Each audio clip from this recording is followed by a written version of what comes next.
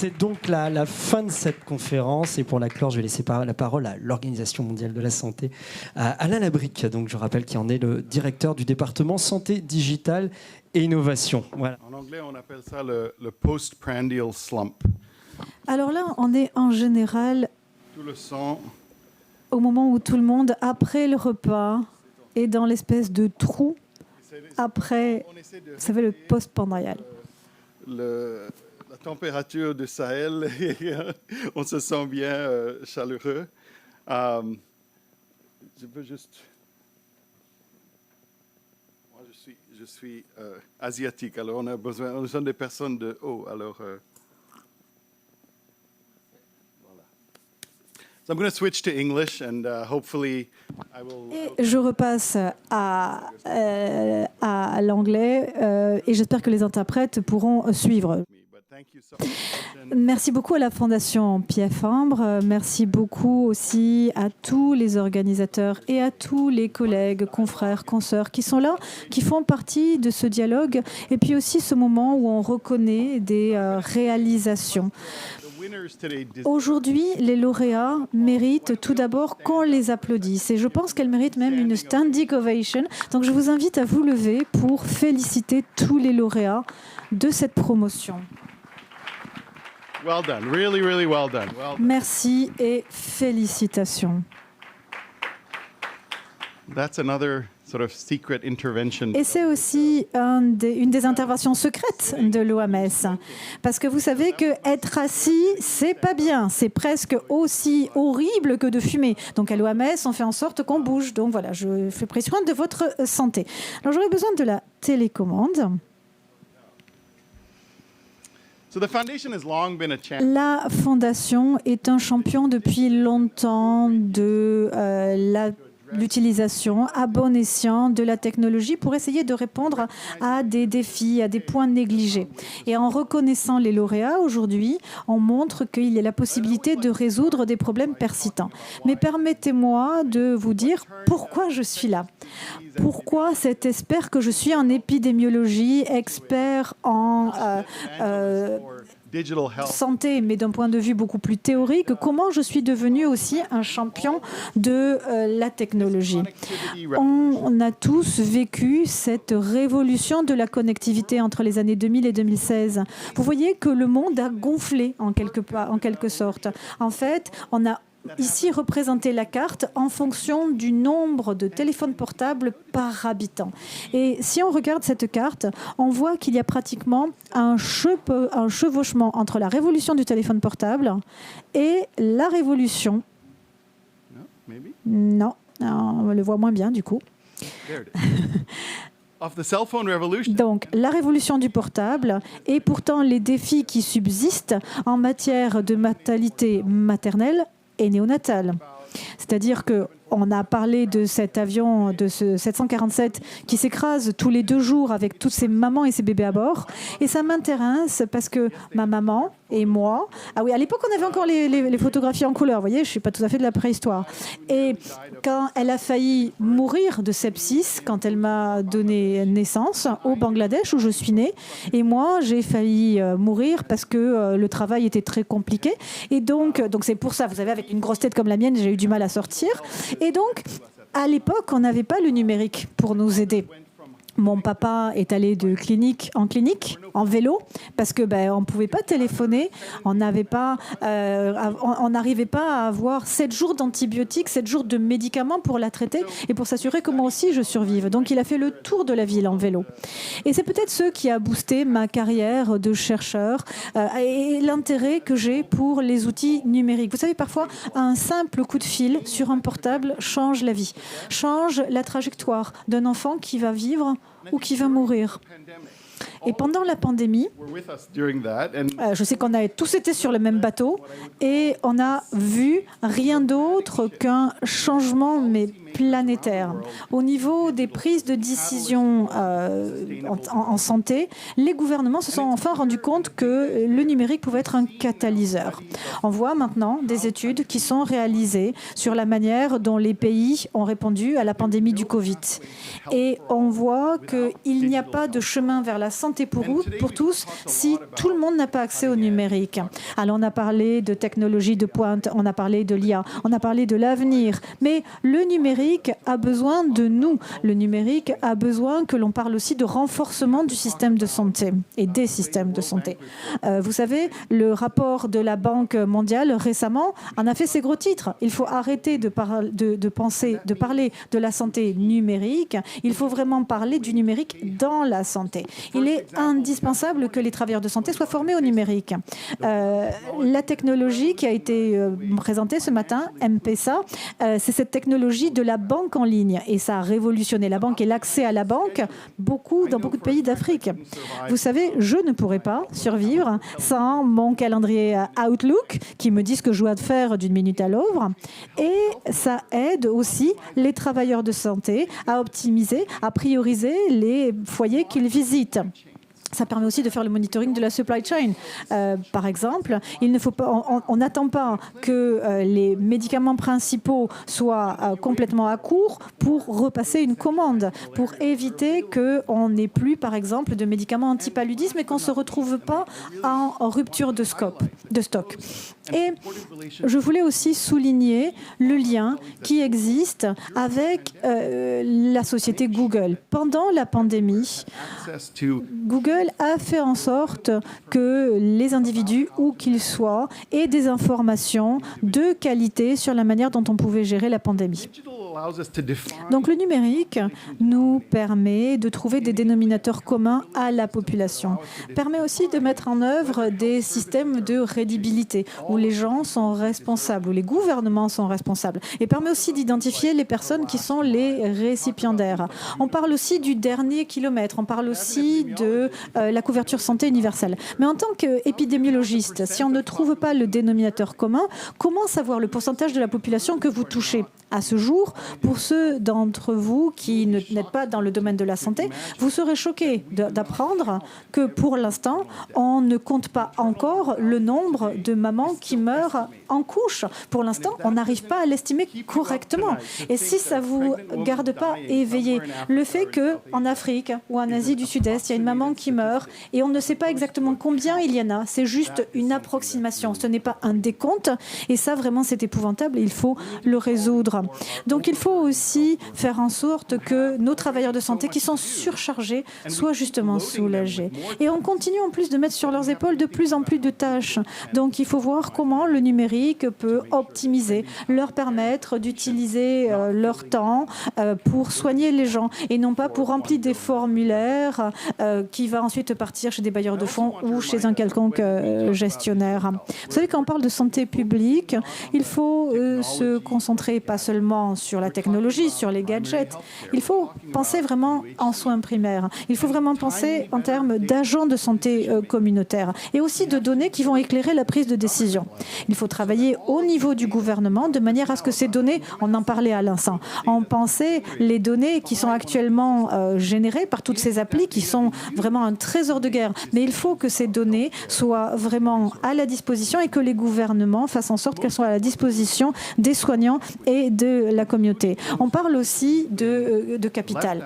On parle aussi de comment soigner les gens qui ont été négligés et qui n'ont pas accès à la santé. La santé numérique est certainement aussi une manière de réduire l'inégalité. Et de tenir compte aussi des ressources des pays, les ressources qui peuvent être appliquées à la santé, et souvent elles ne sont pas infinies. Donc on n'est pas là pour vendre des petits gadgets, des solutions magiques. Et il faut vraiment reconnaître à Pierre Fabre la régularité des processus et la qualité du processus d'analyse des candidatures. Vous analysez en détail les candidatures, vous ne vous arrêtez pas à des vidéos qui peuvent être des vidéos très, très belles, très léchées, vous allez plus loin et vous êtes très sérieux dans votre approche. Aujourd'hui, on parle de transformation numérique. La transformation numérique, rien de moins. Quand on entend le mot transformation, il ne s'agit pas d'un changement qui est venu petit à petit. La transformation, c'est réimaginer le système de santé, réimaginer les stratégies de santé qui ont été élaborées peut-être il y a 10 ans, certaines il y a 15 ans, certaines il y a 100 ans. Et à l'époque, c'était sur un environnement 100% papier. Tout était consigné sur papier. Donc, il faut se dire, est-ce qu'aujourd'hui, on fait quelque chose parce que c'est la meilleure manière de le faire, ou est-ce qu'on fait les choses aujourd'hui comme ça parce que c'est ce qu'on fait depuis toujours, parce que c'est comme ça que ça a été créé, parce qu'à l'époque, on n'avait que des piles de papier pour consigner, par exemple, le nombre de femmes dans la communauté qui doivent bénéficier de soins périnataux. Vous savez, j'ai été au contact avec des personnes d'un peu partout, d'Afrique subsaharienne, d'Asie du Sud-Est, d'Asie centrale. Et d'où que vous veniez, demandez-vous si vous faites les choses de la manière la plus efficiente pour 2023 ou si vous faites les choses parce que ça a toujours été fait ou parce que ça a été conçu comme ça il y a 10 ans. L'OMS est le secrétariat de la stratégie globale internationale sur la santé. Est-ce que vous avez déjà lu ce document? Les personnes ici qui étaient dans la salle. Oh là, mauvaise nouvelle pour moi. Mauvaise nouvelle parce que manifestement, je ne fais pas les bonnes relations publiques. Ce document, si vous ne l'avez pas lu, c'est bien dommage parce qu'il a été rédigé par tous les États membres. 194 États membres de l'OMS se sont retrouvés et ont ratifié ce plan sur 5 ans, un plan quinquennal. Et l'OMS sera le secrétariat de la mise en œuvre de ce plan. Il y a dedans des tâches, des objectifs pour les pays, pour les partenaires. Vous, dans la salle, certains d'entre vous être partenaires. Et l'OMS va aider les pays à atteindre cette transformation du numérique. Donc j'aimerais bien, quand vous rentrez chez vous et que vous ne savez pas quoi lire, si vous avez du mal à vous endormir, prenez ce plan quinquennal et demandez-vous, le travail que je fais dans le domaine de l'IA, dans le domaine de la transformation numérique, comment mon travail s'intègre-t-il dans le programme de cette stratégie globale de l'OMS? Parce que la stratégie a pour objectif de créer des voies, des perspectives. Mais le détail ici, c'est que le détail qui n'en est pas un d'ailleurs, c'est que les gouvernements se retrouvent à la proue du navire. Ce sont à eux de donner la direction pour qu'ensuite tout l'écosystème, que ce soit les auto-entrepreneurs, les ONG, les travailleurs communautaires, que tout le monde soit à l'unison pour arriver à cette stratégie. J'étais la semaine dernière à New York lors de l'Assemblée générale des Nations Unies. Et parmi les priorités, on parlait en permanence des infrastructures publiques et de la transformation numérique. Et l'autre thème, c'était l'intelligence artificielle. Alors, pour ce qui est des infrastructures publiques, l'OMS croit fermement qu'on ne peut pas réaliser la transformation numérique sans investir dans des infrastructures robustes, dans une architecture, dans des politiques et aussi dans des équipes qui soient solides. C'est un petit peu comme construire un gratte-ciel ou un système de santé sans fondation. Nous n'aurions pas ce très bel auditorium s'il n'y avait pas eu un plan élaboré par un architecte et des artisans qualifiés qui l'ont construit. Et la même chose vaut pour les systèmes de santé nationaux. Cette mise en œuvre, ce guide d'investissement dans le numérique propose, encore une fois, des lignes directrices générales pour aller vers cette transformation. Elle est partie d'où, cette transformation? D'abord, avec les priorités de santé, en étant haut à gauche, et aussi la maturité numérique du pays. Sur la base de ça, on élabore une stratégie. Ensuite, on a une feuille de route. Et mon équipe, d'ailleurs, à l'OMS, n'arrête pas de me dire « Alain, ne va pas chez Pierre Fabre et ne parle pas d'architecture des entreprises. Ce n'est pas ce qu'ils veulent entendre. » Mais pourtant, l'entreprise et l'architecture de l'entreprise, c'est quand même un sujet glamour. Il faut en parler, où que ce soit, et demander « Est-ce que vous avez une stratégie pour l'architecture de votre organisation ?» Sans architecture, c'est construire dans le sable, et si on construit sur le sable, tout se dissout. Donc il faut vraiment avoir une architecture qui soit solide. we've seen, and this is data. If you don't, Vous avez ici des données, parce que si vous ne croyez pas ce que je vous dis, que l'architecture c'est glamour, regardez, si c'est très glamour. Ici, nous avons le Haut Commissariat qui a commissionné une étude sur les investissements qui ont été faits en Afrique en matière de santé numérique. Vous avez ici le nombre d'outils. On a 880 applications et plateformes qui ont été cartographiées par la fondation Bill Gates. Et la moitié de ces applis et plateformes ont réussi à être mises à l'échelle nationalement. C'est-à-dire que moins de la moitié de tous ces applis développés localement ont pu ensuite être mis à l'échelle. Ce qui veut dire que s'il n'y a pas un appui, eh bien ces applis, toutes ces opportunités sont perdues. Si on n'a pas un business model stable, durable, ces systèmes n'arrivent pas à s'épanouir, n'arrivent pas à s'intégrer dans un écosystème national. Et c'est vraiment l'interopérabilité qui est la clé, c'est vraiment à ça qu'il faut réfléchir si on veut réussir et relever ce défi. L'OMS est impliquée dans l'appui aux États membres en matière de santé numérique depuis plus de 20 ans. On a adopté des résolutions, on a publié des lignes directrices et on essaie d'aider nos États membres. On essaie de soutenir les pays qui nous donnent aussi le mandat de les aider. Sur les 10 dernières années, on a un département de la santé numérique. J'ai le privilège de faire partie de ce département et nous avons un certain nombre de production, si vous voulez, qui figure à l'écran, notamment des lignes directrices, aussi une classification de la terminologie. Et nous avons des gens dans la salle qui utilisent cette terminologie, cette sémantique pour améliorer l'intercommunalité. On a aussi cette stratégie quinquennale. On a aussi des guides pour les investisseurs, donc des ressources. Pour ceux d'entre vous qui représentez les gouvernements ou travaillez avec les gouvernements, je vous invite à regarder ces outils, à vous demander si vous utilisez ces lignes directrices qui ont été élaborés par les grands experts de manière à vous aider. On a aussi des recommandations pour les interventions en numérique afin de renforcer les systèmes de santé. Il faut se dire que tous ces documents sont des stratégies et on voit que ces stratégies, elles ont été prises au sérieux par les lauréats d'aujourd'hui, que ce soit la télémédecine, l'appui aux travailleurs de santé. On voit clairement que les lauréats ont tenu compte de l'ensemble des recommandations.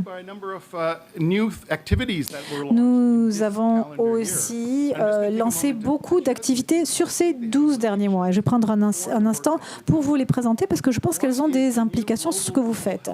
D'une part, nous avons lancé le réseau de certification internationale pour la santé numérique, le SDG Digital. Nous avions 84 États membres de ce réseau. On espérait que les 194 États membres de l'OMS en soient aussi membres. Mais je voudrais que parmi les personnes qui sont dans la salle aujourd'hui, vous envisagez de faire partie de ce réseau et que vous propagiez aussi la bonne parole. Et pour ceux qui vivaient en Europe, vous avez fait des expériences en Europe. C'est vrai qu'en France, vous pouviez avoir un certificat qui était accepté dans 88 autres pays parce que vous faisiez partie d'un réseau de confiance.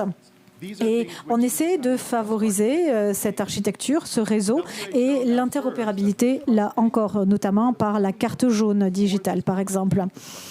Vous avez ici, encore une fois, des recommandations qui permettent aux individus de traverser les frontières sans difficulté. On a parlé de télémédecine et on a ici l'architecture qui permet d'avoir la télémédecine transfrontalière. Imaginons que vous pouvez être soigné par un médecin parlant votre langue plutôt qu'un médecin de la langue du pays qui ne vous comprendra pas. Nous avons aussi lancé une initiative internationale sur la santé numérique. Et j'espère que toutes les personnes ici dans la salle envisageront de participer à cette initiative, que vous soyez une fondation, un ministère de la Santé, une agence de mise en œuvre. Cette initiative essaie de colliger les travaux, de faire en sorte qu'on ne travaille pas en silo, de faire en sorte que vous ne travaillez pas chacun dans vos régions, mais que chacun puisse tirer parti des initiatives régionales. On veut aussi faire en sorte d'accélérer l'expression des priorités. On veut faire en sorte qu'il y ait les ressources humaines, financières, techniques pour que les pays puissent connaître cette transformation numérique. Il faut s'assurer donc qu'ils aient les outils, que ce soit l'IA, que ce soit workforce registry. Un registre de l'ensemble des travailleurs de santé disponibles. Et on a aussi des plateformes pour que les gens se rencontrent et échangent des idées, comme on l'a fait aujourd'hui dans l'environnement de la Fondation. Et enfin, je voulais attirer votre attention sur une initiative globale sur l'IA en santé. Parce que nombre d'entre vous m'avaient demandé, mais comment on va résoudre ce problème de l'IA en santé? Eh bien ici, il y a une initiative avec l'UIT, avec l'OMPI, l'Organisation mondiale de la propriété intellectuelle, et avec l'OMS. Nous avons donc cette initiative tripartite et on a essayé de tirer parti de l'expertise d'un certain nombre d'experts, évidemment, de l'IA, des universitaires, des gens de l'AIDAR, des gens de l'OMS. Tous ont contribué à élaborer, encore une fois, des lignes directrices sur comment utiliser l'IA en santé, comment générer des données probantes, en considérant que l'IA est un dispositif médical. Vous avez peut-être ici un QR code qui est trop petit, mais vous aurez de toute façon une copie de ma présentation. Et il n'y a pas longtemps, nous avons aussi publié le rapport qui est la base des considérations réglementaires en matière d'AI en santé. Vous avez ici le QR code qui vous dirige vers la page où vous pouvez vous inscrire pour la formation sur l'IA. On a eu une demande par un participant. Nous avons eu plus de 10 000 participants qui se sont formés en santé. On s'appuie aussi sur le travail du Focus Group AI for Health qui existe depuis 2018. Donc, on a de la sagesse collective qui est représentée par ces différents membres. Et je crois que le collègue du MIT est en train de s'endormir. Peut-être que je vais du coup parler un petit peu moins fort. Non, non, je vous en prie. Moi aussi, je suis pratiquement endormie, donc vous avez le droit, vous êtes jet-lagué, je comprends que vos yeux se ferment. Nous avons ici donc toute une sorte de... Ça va m'arriver, hein, moi aussi je vais piquer du nez, probablement après. Vous avez ici donc une série de sujets qui vont donc encore une fois, des lignes directrices dont on a parlé, mais aussi la spécification des données, la formation, et aussi comment on peut mettre à l'échelle et comment on peut généraliser. En fait, vous pouvez tous faire partie de ce think tank qui a pour objectif de faire avancer les choses. Et si vous voulez faire partie de ce groupe, venez me voir, je vous dirai comment vous pouvez faire partie de ce focus group. Et ce document ici, qui est encore une fois ce document sur la déontologie, on a demandé la chose suivante. Est-ce que tous les pays doivent partir de zéro en matière de réglementation? Et Fazila disait non, il n'y a pas besoin de partir de zéro puisqu'il y a une sagesse collective. Ici, on a la sagesse collective de 194 pays. Tous vos pays, tous vos gouvernements sont membres de l'OMS. Et donc, à ce titre, vous pouvez tirer parti de cette sagesse collective qui est retenue dans ce document. Et vous pouvez, sur la base de cela, développer des normes et une législation nationale. Au sein de AI for Health, là encore, on essaie d'aider, de faciliter et de mettre en œuvre notamment des solutions d'IA à l'échelle nationale et internationale. On essaie de prioriser non pas les pays à fort revenu, donc mes excuses aux Français ici, mais on essaie de se concentrer surtout sur les gens et sur les pays à moindre revenu qui essaient d'entrer dans la transformation numérique. Donc on cherche des partenaires qui sont intéressés, côté bailleurs de fonds, côté technologie, pour faire partie de cette initiative globale. À l'OMS, nous recevons beaucoup de demandes et nous allons développer nos capacités pour aider les pays en IA. IA adaptée à la tuberculose, au cancer du col de l'utérus, au diabète, toutes sortes de domaines dans lesquels on est bombardé littéralement de demandes d'appui. Donc, on a des guides qui sont développés et il y en aura de plus en plus de produits aussi rapidement qu'on le pourra. On a aussi un certain nombre d'outils qui s'appuient sur l'IA, qui sont actuellement en train d'être examinés et qui seront bientôt disponibles. Mais permettez-moi de souligner encore une fois qu'il faut surtout une infrastructure, une architecture pour ensuite pouvoir bien faire les choses. On peut s'amuser, si vous voulez, avec des projets pilotes qui montrent qu'on a des résultats sur une période de temps donnée. Mais ce que l'on veut, c'est une transformation pérenne. Et pour cela, il faut d'abord investir dans les fondations. Je vois ici deux zones de grand potentiel.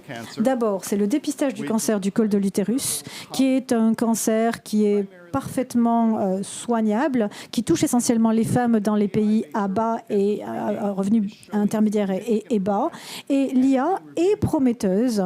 On a des outils d'évaluation automatisés qui montrent l'intérêt pour la prévention secondaire et tertiaire. On a une ligne directrice qui essaie d'aider à élaborer des données cliniques qui corroboreront l'intérêt de cette technologie. Et donc, si vous vous demandez comment générer des données probantes sur mon IA permettant de détecter la rétinopathie diabétique, eh bien, regardez ce qui a été fait au Rwanda, regardez ce que nous mettons dans ces recommandations. Une autre cause de mortalité que l'on pourrait prévenir, c'est la tuberculose. Et lors de l'Assemblée générale des Nations unies, nous avons entendu un témoignage vraiment intéressant. On sait que la tuberculose est un point d'attention des Nations unies parce que l'impact est terrible sur les enfants. Et on voit que le diagnostic s'appuyant sur l'IA est prometteur, surtout chez les enfants, parce que ça améliore la prise de décision clinique et potentiellement ça permet la mise en œuvre d'un traitement précoce. Vous avez ici des photos donc d'une radiographie thoracique et pulmonaire qui permettent de poser le diagnostic et potentiellement d'initier un traitement précoce chez l'enfant. Même chose, il y a aussi beaucoup de potentiel dans le dépistage du diabète. Alors on a parlé de la rétinopathie diabétique et l'IA aide beaucoup à faire une délégation des tâches. Et on a un projet en Égypte qui a montré vraiment être extrêmement prometteur. Et je vais terminer par quelques réflexions. L'IA semble avoir pris le monde par surprise et on a l'impression qu'il y a une fascination des médias. C'est partout. Alors évidemment, grâce à ChatGPT, grâce à tous ces modèles multimodaux et ces modèles reposant sur l'apprentissage langagier. Les modèles multimodaux, c'est quand un logiciel apprend à se servir d'un logiciel et peut créer par exemple de la musique ou piloter un robot pour le faire travailler. Et on a aujourd'hui des IA qui sont bien plus élaborées encore que ChatGPT. Et il y a eu beaucoup de sensationnalisme, le fait que le monde tel qu'on le connaît est sur le point de disparaître. On a eu Elon Musk qui est venu et qui a dit « Courez, le monde va s'effondrer ». Mais non, l'IA est dans nos vies depuis des années. Le machine learning, c'est déjà dans nos voitures. Si vous avez une voiture qui a été construite après 2017 ou 2018, vous avez déjà une IA. Et je ne pense pas que cette IA ait encore essayé de vous tuer. Et puis, sur les plateformes comme Twitter, comme Instagram ou Facebook, vous avez une IA qui fait en sorte... Vous savez, cet ami que vous ne voulez pas voir ses photos, eh bien, ces photos, elles apparaissent en premier. Ben, ça, c'est l'IA qui est derrière. Et encore une fois, l'IA est partout. Et pour autant, il ne faut pas avoir peur. Je pense que ce qui a changé, c'est que dans l'histoire française... Le développement des automates, vous savez, les horlogers au XIXe siècle ont élaboré des automates qui pouvaient écrire à la plume des poèmes de Voltaire. Et donc les horlogers, vous avez le musée de l'horlogerie à Genève, vous avez des oiseaux qui chantent, qui sont des œuvres d'art et qui chantent. Et on aime beaucoup les automates. On aime bien les automates. On appuie sur un bouton et on sait ce qui va sortir. Mais maintenant, on n'est plus à l'ère de l'automate, on appuie sur un bouton, on ne sait pas trop ce qui va sortir. Et c'est ça qui, du coup, ce qui nous ennuie, c'est que l'automate nous ressemble de plus en plus.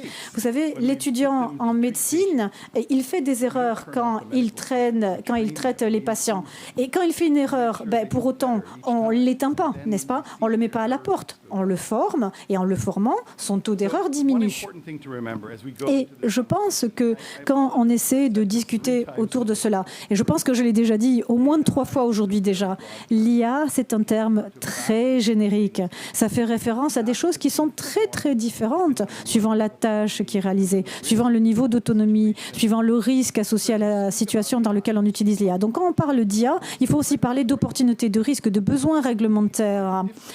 Tous ces besoins sont différents suivant qu'on parle d'une girafe, d'un hippopotame ou d'un éléphant. Et il faut vraiment garder cela ça à l'esprit et essayer d'être très clair dans notre discussion. On a le même problème en santé numérique. On a aussi besoin dans la santé maternelle. Quand on a des ingénieurs, quand on a des épidémiologistes dans la salle, on ne parle pas la même langue. Moi, en tant qu'épidémiologiste, je dis, je dois faire des essais cliniques.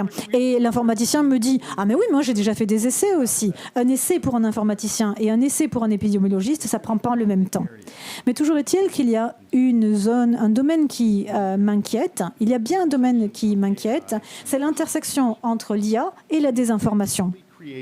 Créer intentionnellement, propager intentionnellement des fake news, c'est vraiment un problème de santé publique, notamment quand on a propagé des mensonges sur les risques de la vaccination, le risque qu'il y a à se faire vacciner contre le VIH, le risque à se faire vacciner de manière générale. Et ça vient miner la confiance que l'on peut mettre dans la santé publique. Et donc, l'IA doit aussi être renforcée parce qu'on a aujourd'hui une IA qui peut imiter des leaders comme Obama par exemple, et vous avez des fake news qui peuvent sembler très crédibles, et ça il faut faire très attention. Donc il faut former les gens, pour qu'ils sachent faire la différence entre un vrai contenu et un contenu généré par une IA malveillante. Et pardon, j'ai un coup de fil. Félicitations à la Fondation Pierre Fabre. Bravo pour les lauréats. Oui, c'était le président Obama sur ma ligne directe qui voulait nous féliciter. Et vous savez, quand Obama appelle, je ne peux pas faire autrement, je décroche. Mais vous voyez ce que je veux dire. Donc, je suis vraiment très enthousiaste par la conversation que nous avons eue et merci encore d'être aussi patient avec moi à la fin d'une longue journée. Je me réjouis encore de travailler encore avec la Fondation Pierre Fabre, de travailler encore plus avec vous. Et je pense qu'il faut utiliser les outils à notre disposition pour changer le monde et en faire un monde meilleur. Somme de connaissances que vous nous transmettez, votre enthousiasme et votre humour qui pourrait presque être britannique finalement. C'est donc la fin de cette conférence. Béatrice Garrett va me rejoindre tout de suite. Voilà, un petit micro, Béatrice. Un dernier mot de la fin. Bon, vraiment le dernier mot, parce qu'après cette brillante keynote de clôture de M. Alain Labrique, et la vision de l'OMS et de tout ce travail et toute cette vision globale, en fait, on a encore beaucoup de lectures à faire et pour s'intégrer aussi dans cette vision globale à partir de nos tentatives et de nos expériences depuis le terrain. Merci à tous, vraiment à tous nos panélistes. Bravo, félicitations à ceux qui ont mérité grandement les prix aujourd'hui. Je voudrais aussi adresser mes remerciements en fait à nous-mêmes, à l'organisation. Donc, je veux dire merci. Qu'on peut applaudir, vraiment qu'on peut applaudir. C'est un gros boulot mené sur plusieurs mois, de longs mois. Donc, merci Maxine, Iban, Caroline. Merci à l'équipe qui a fait tout l'accueil et la logistique. Marine, Déborah, Vicky. Voilà. J'espère que je n'oublie personne. Merci bien sûr à notre comité d'experts qui a été là. Donc, ils sont tous là. Cheikh Oumar, bien sûr, notre ami Jai. Bon, je voudrais juste rappeler que donc, cette conférence a été filmée et donc visible en streaming. Donc voilà, je dis au revoir aussi à tous ceux qui nous ont suivis à distance et qu'elle va être très rapidement également accessible online, chapitrée, en anglais, en français, donc on peut faire circuler. Et je voudrais dire à tous aussi que bien sûr, c'est un temps fort de l'Observatoire, cette conférence, mais l'Observatoire, c'est un travail de tous les jours, toute l'année. Donc n'hésitez pas non plus à nous contacter.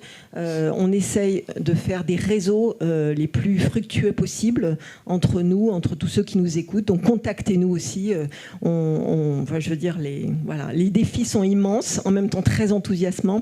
Et on veut aussi alimenter cette grande communauté pour essayer que la technologie soit la plus inclusive possible et qu'elle aide à l'amélioration de la santé de tous. Merci. Merci beaucoup Béatrice, merci à la Fondation, merci à tous ceux qui nous ont suivis sur Internet et puis à l'année prochaine.